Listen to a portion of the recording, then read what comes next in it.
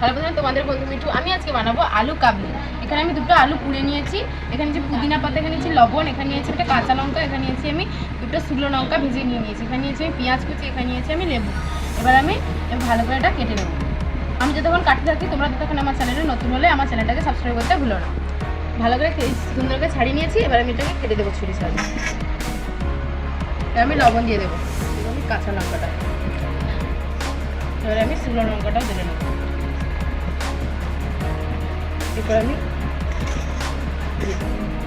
দেবো আমি লেবু রসটা দিয়ে দিয়েছি, আর পুদিনাটা আমি কেটে কেটে দিয়ে দেবো। এবার ভালো করে আমি মেখে নেব, সুন্দর করে সাজিয়ে নেবো পুদিনা পাতা দিয়ে। এবার খেয়ে দেখবো কেমন হয়ে গেছে। খেতে দারুণ আছে, তোমাদের বাড়িতে এটা বানিয়ে দেখতে পারো, খুব সুন্দর লাগবে খেতে।